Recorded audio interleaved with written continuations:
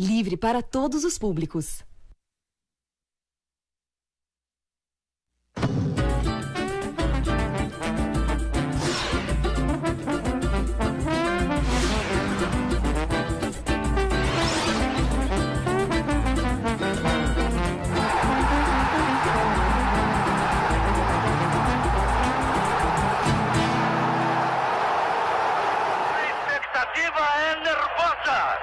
Gostaria de saber como se sente Pelé neste momento. Atenção, foi pra bola, bateu, mil gols de Pelé em Maracanã. 1000 gols de Pelé em Maracanã. Atendendo ao coro da grande plateia no estádio do Rio. Pelé cobra um penal, coloca o Santos em vantagem e marca os 1000 gols do mais fabuloso jogador de futebol que o mundo já conheceu. Pelé, carregado em triunfo. Olá, amigos da TVT, da Rádio Brasil Atual. Abrimos o programa de hoje mostrando o 1000º gol do Pelé, de pênalti, no Maracanã, no dia 19 de novembro de 1969. Diante do VAR. Não foi pênalti. Não foi pênalti. Mas valeu o gol. Todo mundo seguiu o Pelé durante um tempão. Vai ser hoje, vai ser na Bahia, vai ser em Sergipe. Foi no Maracanã, que era o grande templo, o grande palco do futebol mundial, o templo que o rei fez o seu 1000º gol. O resultado pouco importou, mas eu vou contar para vocês depois, no decorrer do programa, porque a minha experiência nesse dia, porque eu sou um desses aí que vocês viram, um desses jornalistas, eu invadi o campo junto com essa turma. Eu estava dentro de campo, atrás do gol, na hora que o Pelé vai para dentro do fundo da rede, pega a bola para beijar, os jornalistas invadem, eu estava ali para cobrir pelo Jornal do Brasil, invadi também. Depois eu conto melhor essa experiência aí para vocês. Que a pessoal da Rádio Brasil Atual não está vendo, o pessoal da TVT está vendo. Eu sou um desses aí, ó. Um desses, nós vamos dizer, 100 pessoas, jornalistas, radialistas, em torno do Pelé, logo após que ele cobrou o pênalti e fez seu 1000º gol. Bom, amanhã é dia da consciência negra, o mês da consciência negra, mas amanhã é o Dia Nacional da Consciência Negra. Nós vamos dar muito serviço, falar disso muito no decorrer do dia. Hoje vamos dar uma pinceladinha, porque tem muita coisa já acontecendo desde segunda-feira, nessa semana da consciência negra. E eu quero mandar meu grande abraço, como sempre, o pessoal da Rede da Cidadania, lá da TV Quirimurê, de Salvador. E também para o pessoal da TV Comunitária Cidade Livre em Brasília, pessoal da NET, da TV Comunitária que assiste pela NET, Canal 6, lá no Rio de Janeiro, pessoal de Pernambuco, TV Capibaribe, Canal 7 da NET, e o pessoal que vê o programa pela TV Comunitária, Canal 12 da NET, lá em Maceió. Vocês podem participar, como sempre, com 11992-030506 e a gente bate aquele papo como sempre, né? Vocês podem acompanhar também no aplicativo Rede TVT, no meu o facebook.com/ultrajano.com, não, o facebook.com/ultrajano, no YouTube da TVT. Tem muitas maneiras de você acompanhar o Papo com Zé, de segunda a sexta, ao vivo, 6h30 e 7h, antecedendo ao seu jornal. O jornal Estadão decidiu pedir a cabeça do translocado ministro da Educação, senhor Abraham Weintraub. O Weintraub é um editorial publicado hoje. O Estadão pediu a cabeça, a demissão imediata do ministro, dizendo que ele tem uma gestão errática e por si só justifica a demissão.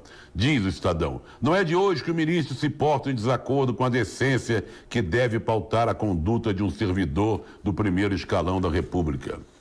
O jornal atacou ainda o surto antirrepublicano de Weintraub, que chamou a derrubada de Dom Pedro II de infâmia contra um patriota.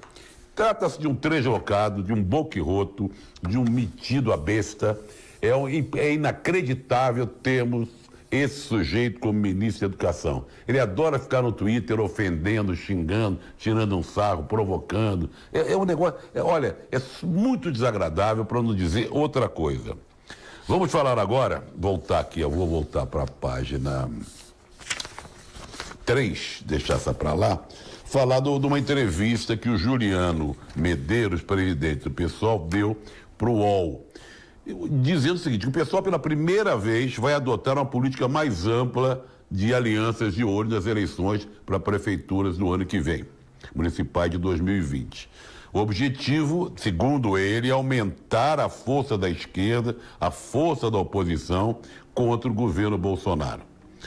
Ele também exaltou a volta do Lula como retorno de um grande craque que estava lesionado em um time de futebol. Ele é um camisa 10, o Juliano falando do Lula. É o craque do time. Entrevista ao portal UOL. Mas o fator que deve reunir a esquerda, segundo ele, é Bolsonaro, o ex-capitão, avaliou Juliano Medeiros. Diz o seguinte, para concluir aqui a nossa nota. Lutar pela unidade, ou seja, a unidade da esquerda, é uma responsabilidade histórica diante do que o Brasil está vivendo. Tomara que isso aconteça mesmo, tá? Fico torcendo para que eles se entendam, e a gente tenha realmente uma oposição unida e também com apoio, por que não, de forças que se manifestam contra centro-esquerda, que se manifestam contra o governo do Bolsonaro. O Intercept publicou hoje uma reportagem muito importante que revela um esquema para enriquecer blogueiros, graças ao antipetismo. O Google fez uma reunião em 2016, em julho, com alguns blogueiros, estimulando o que eles deviam, mostraram uma planilha de sucesso. Essa planilha seria daquele site, o Antagonista, que já estava recebendo milhares de dólares por anúncios, pela quantidade de acessos.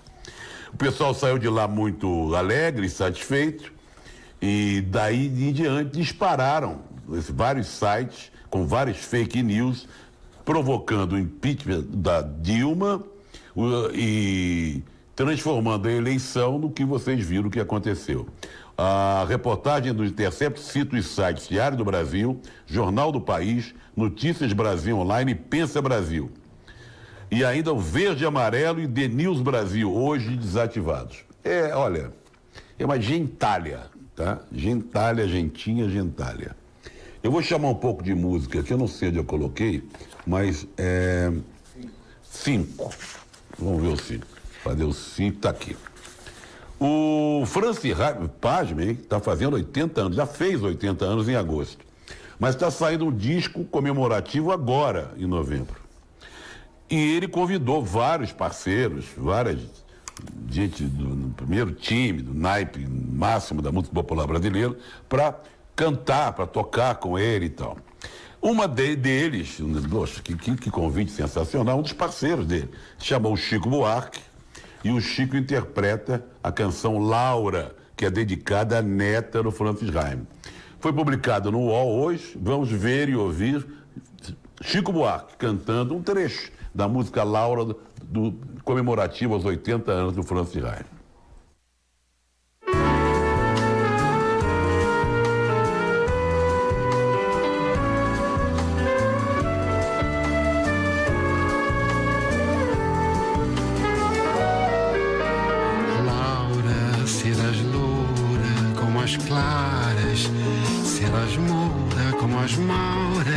Serás ruiva como as rosas, ou Sicílias, ou Formosa, qual Beatriz. Serás Isa ou Isabel.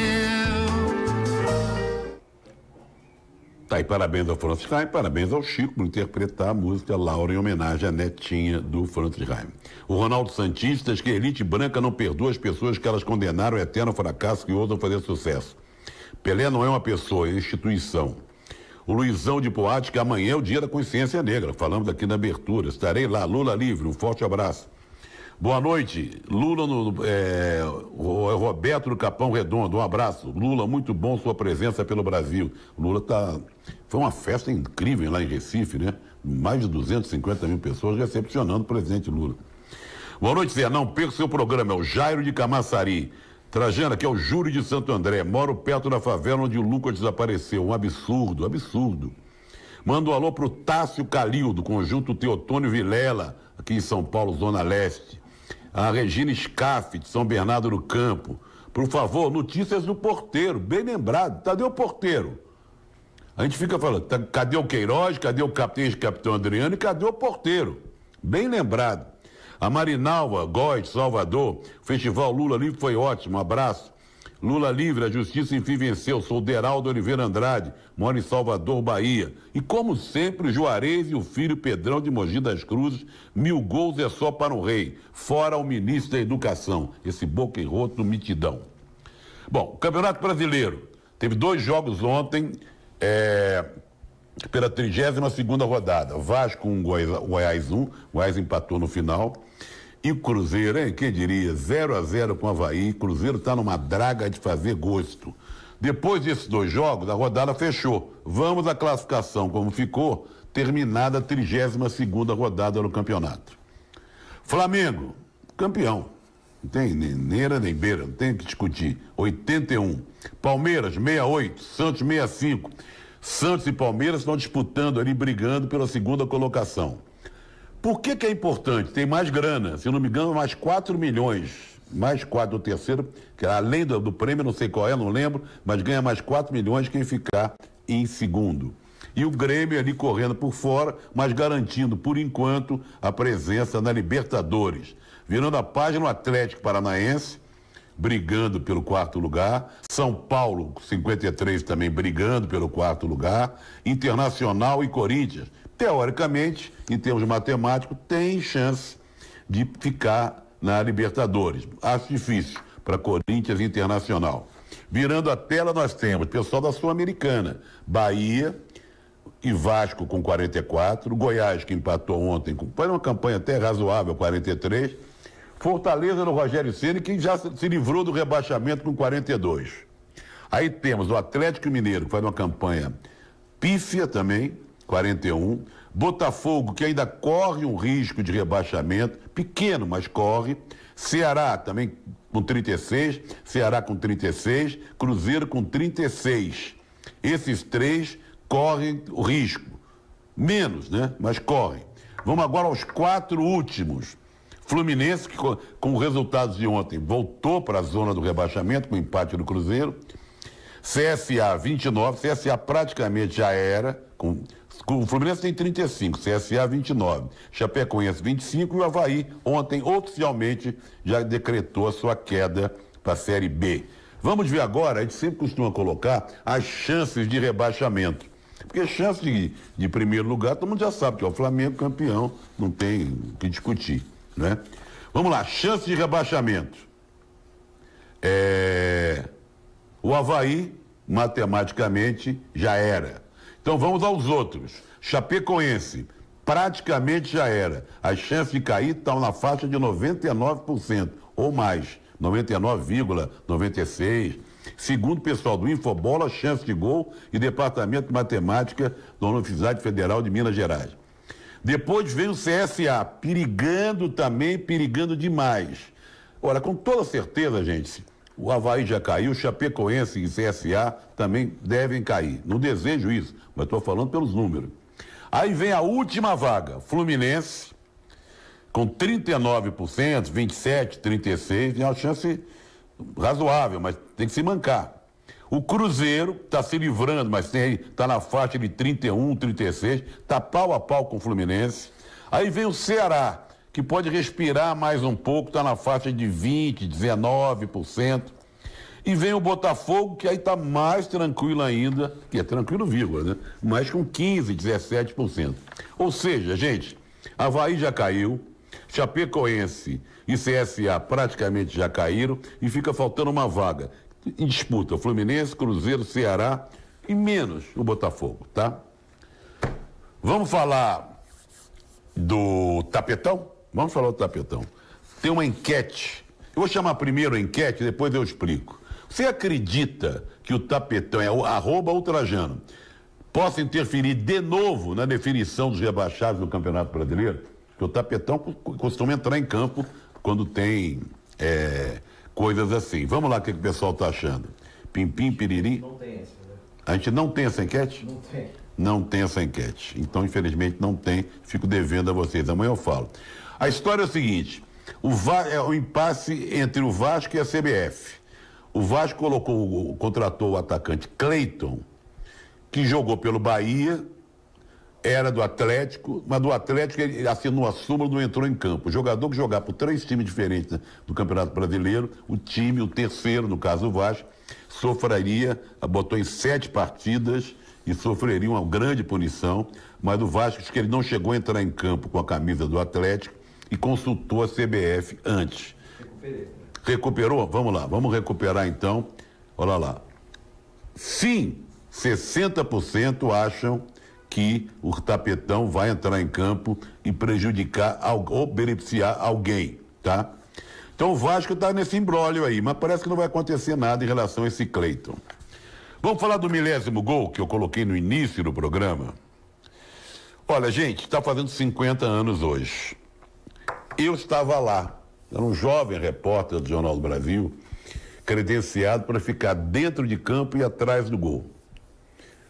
Na hora da cobrança do pênalti, eu não invadi o campo, mas todo mundo invadiu, fui atrás. E todo mundo cercou o Pelé foi carregado, primeiro numa parte por um popular, lá um centro que trabalhava no Maracanã, e depois pelo goleiro Aguinaldo. E aí que ele deu aquela declaração sobre as criancinhas e tal, temos que olhar para as criancinhas pobres e tal. Soou como uma coisa muito demagógica, mas se você parar para pensar, era uma boa oportunidade mesmo do Pelé falar, eu estou nesse bololô aí, ó. Eu estou no bololô em torno do Pelé. Foi um dia, agora nós estamos até destacando a minha cara, pena que o pessoal da Rádio Brasil Atual não possa ver. Mas aqui na TV mostrou, me destacou um pedacinho do meu rosto ali, muito jovem, eu tinha 22 anos. Foi um momento histórico na minha carreira. Comecei com 16 anos, 6 anos depois pude fazer essa cobertura. São aquelas horas que você fala, puxa, estava ali de braços dados com a história, ao lado do Pelé, no seu 1000º gol. Enquete sobre o Pelé, sobre o 1000º gol, sobre o Messi e sobre o Cristiano Ronaldo. Eles podem chegar a 1000 gols, como o Pelé, há exatos 50 anos? Eu não acredito mesmo, duvido ou dó.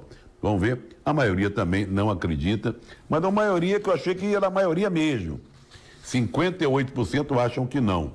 O Cristiano Ronaldo está com 30 e tantos anos já, 34, 35, não vai fazer 1000 gols nem aqui, nem na praia, tá? Vamos ver o nosso pessoal aqui que está participando. Pim, piriri. Muita gente de Salvador, como sempre, né? O pessoal da TV Querim Moreira é fogo.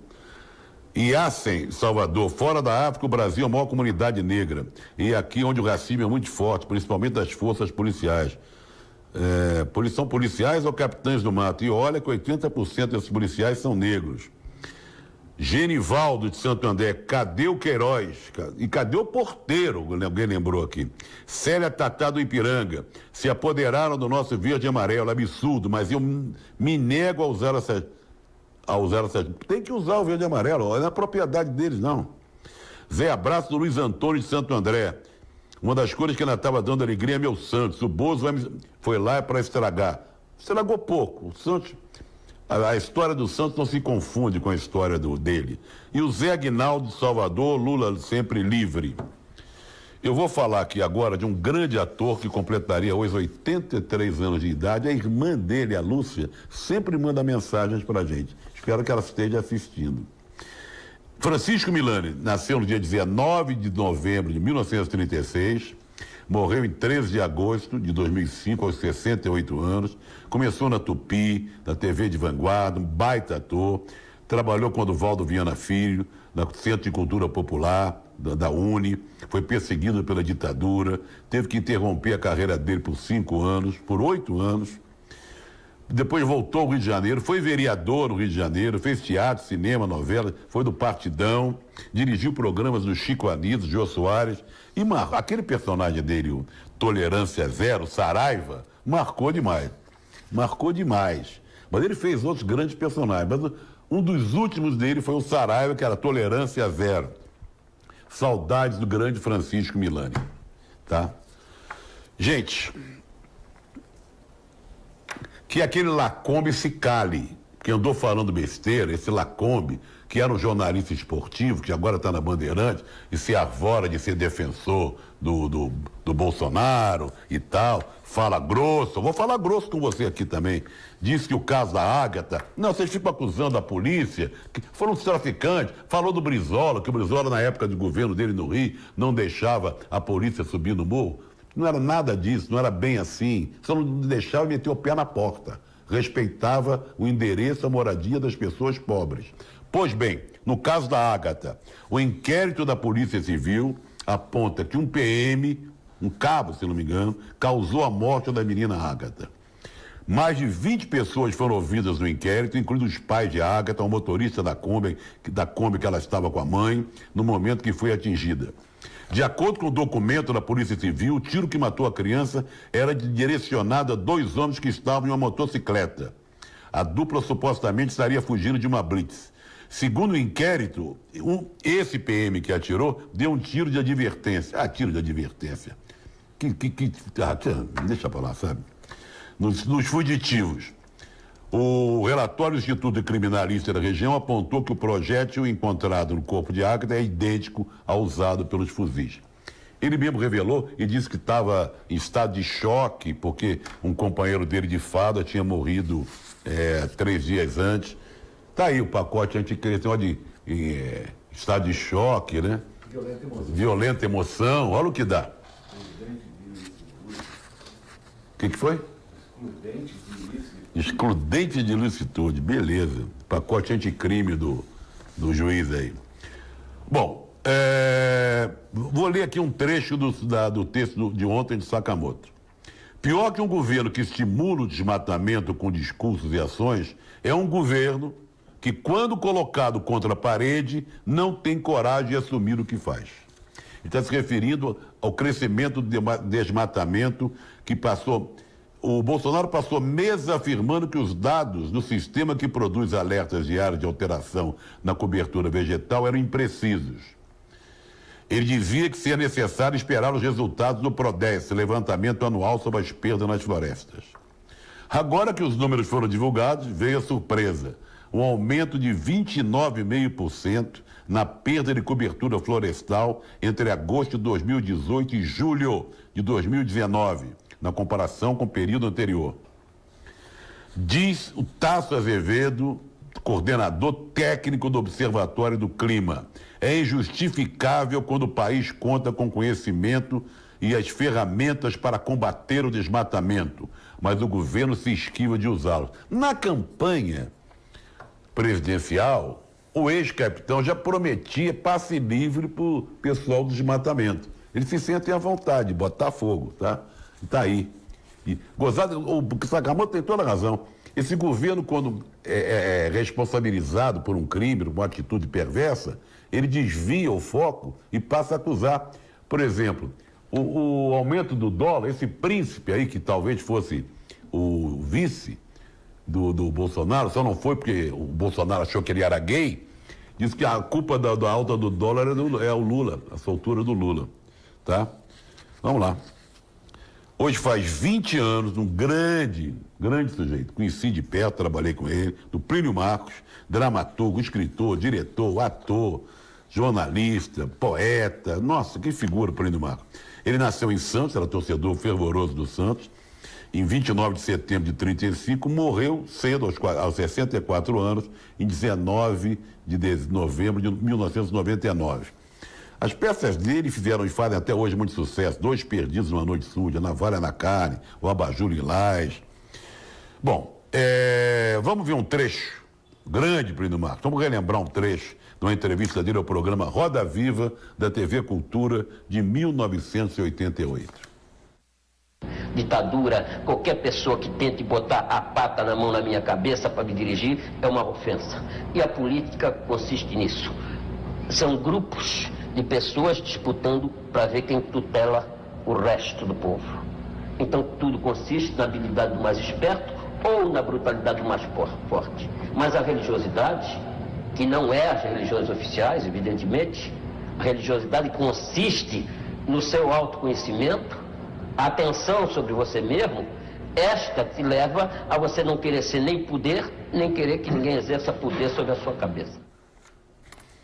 Amanhã a gente vai dar o roteiro de todas as atividades em relação ao Dia Nacional da Consciência Negra, tá? Um coronel chamado Tadeu, olha só, do PSL paulista, atacou e destruiu obras que faziam parte de uma exposição do Dia da Consciência Negra na Câmara de Deputados. É inacreditável, eles chegam, arrancam, nós temos um vídeo, no fundão lá, aparece ele, quebrando, tira da parede, destrói, sai rindo e depois foi cumprimentado ainda, sabe por quem? Por aquele fortão que quebrou a placa da Marielle. É inacreditável a truculência dessa gente. Ai. Falar em truculência, vamos falar da truculência, da violência desmedida na Bolívia. O Bernie Sanders, que foi candidato a presidente, talvez seja de novo, ele publicou um Twitter lá dos Estados Unidos falando da crueldade do golpe de Estado na Bolívia. Ele criticou a intervenção violenta das forças de segurança e tuitou um vídeo. Prestem atenção nesse vídeo da violência do exército, da polícia contra manifestantes a favor do Evo Morales.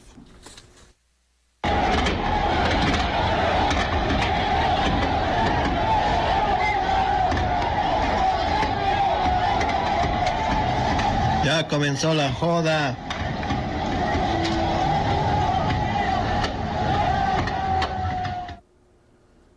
É muita gente mesmo. É muita gente. A violência já teve no Chile, também acontece no Chile. Ontem nós mostramos aqui uma passeata de gente que foi atingida no olho, várias pessoas ficaram cegas, e na Bolívia a coisa é muito mais sangrenta. Só mandar um abraço aqui pro Luiz de São Mateus, o Orlando do Tatuapé, o Tito Matos de Arthur Alvim, a Maria Lemos de Salvador, Kemel Bar do PT, que é o Robson de Salvador, Zé Tavares de Cutia, a Lúcia Milani. Entrou a Lúcia Milani, está aqui. Obrigada pela homenagem ao meu irmão, sempre emocionante. Sempre lembraremos dele. E a Lise de Salvador, brava porque mandou mensagem e a gente acabou não lendo por causa do alto volume de mensagens. Boa noite, meu amigo Zé. Quando teremos uma hora de programa? Quem sabe, ano que vem, é possível. Olha, a seleção brasileira ganhou da Coreia do Sul por 3-0. Eu me nego a comentar esse jogo. Muita gente, melhorou. Enfim, fez um gol de falta, o Felipe Coutinho. Muito bom, coisa nenhuma. A seleção está a ver, ganhar da Coreia do Sul, até o time da minha avó, da minha falecida avó Jandira e a falecida avó Vitória, se jogassem no ataque, faria gol na Coreia. Só tem um som que joga no Tottenham e é um bom jogador. Uma vitória que não acrescenta nada à história da seleção brasileira, tinha obrigação de ganhar. Tá certo que o Renan Lodge na esquerda jogou direitinho, o Militão na zaga, mas não diz nada para mim, diz nada. Está sendo um fiasco o trabalho do Tite à frente da seleção brasileira depois da Copa América. Tem uma enquete rapidinho, vamos lá? O Tite deve ser mantido no cargo? Vamos lá, mesmo com a vitória nesse último jogo? Não. Ai, garoto, 64% acham que não, tá? Quanto tempo está acabando? Não posso falar do Domingos da Guia, vou falar, faria 107 anos, os maiores craques da história do futebol brasileiro, tem que ir para o fim, infelizmente. A gente sempre termina aqui o papo com o Zé nos últimos tempos, mostrando um trabalho de diretores, produtores, atores do cinema nacional. É muito legal. Aliás, eu vi o Vida Invisível, vale a pena conferir, filme que vai representar o Brasil no Oscar, assim como o Bacurau também é formidável. Hoje nós vamos exibir, por causa inclusive da semana, do mês da consciência negra, O Órfão, curta-metragem de Carolina Markovic, exibido nas quinzenas de realizadores do Festival de Cannes. Conta a história de Jonatas, menino órfão negro, que tem a sorte de encontrar um casal que se interessa em adotá-lo. O garoto tem um jeito afeminado e se torna um verdadeiro obstáculo para a adoção. O filme é muito interessante. Depois do trailer do filme O Órfão, você fica com o seu jornal. E a gente volta amanhã, nesse mesmo horário, 6h30. Um abraço.